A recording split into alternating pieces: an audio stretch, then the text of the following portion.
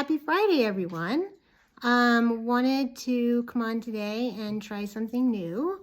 I know I usually go live with Josh on Friday, but he's been having a rough time this week, so wanted you guys to hopefully lift him up in prayer.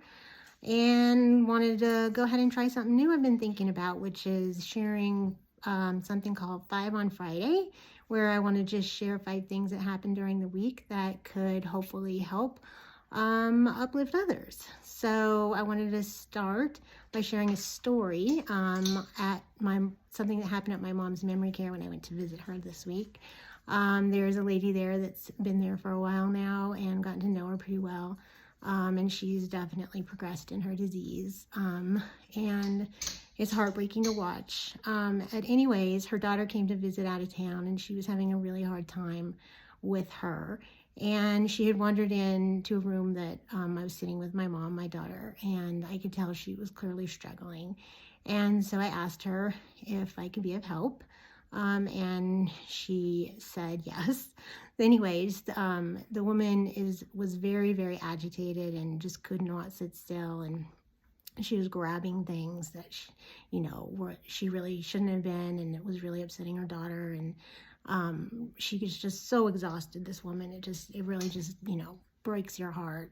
And so the daughter said, "Let's go back to your room, Mom." And she really wasn't going. And so I said, "Oh, come on, let me help you. Come show me your room." And so I was proceeding to help her out, and she stopped to at where my mom was, and then she started kind of putting her hands in her hair, and that got a little weird, and kind of trying to move her along before my mom got upset. And we finally got her out of the room, and we're trying to walk her back to her room. And it was just really tough because she wasn't kind of listening to us, and took the 2 of us to get her back there. And we finally got her there, and I got her in the room, and I said, "Oh, you have a lovely room, and is everything okay now?" I said to her daughter, and she said yes. And she was really grateful for my help, and it made me feel good to be able to help someone else, in that situation. And when I got back, my daughter said that when I left, my mother went, "How does she get herself into these things?"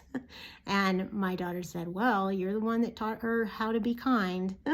And I know that if my mother had her mind, she would have done the exact same thing.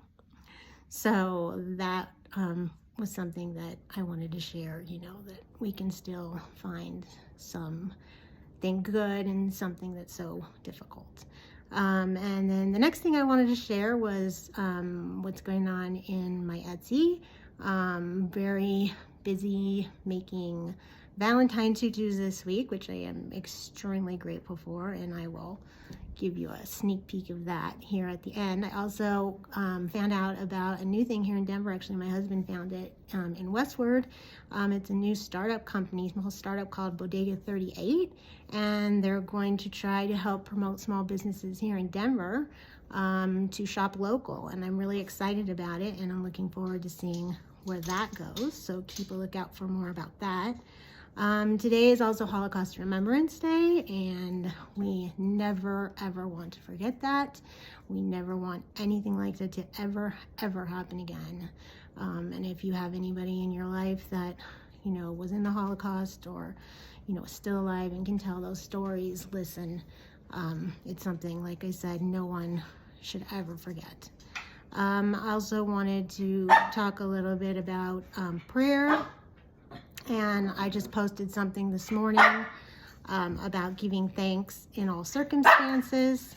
Right now I've got Zoe barking, sorry about that. So check that out. And we also posted a reel this week about the dogs, and they were, actually Amelia posted it, and it was a reel about the dogs doing a tug of war, the 3 of them, and Zoe, right here, my barking culprit, got into the middle of that one, and that's pretty funny. I put that up in stories, so that's something really fun to check out.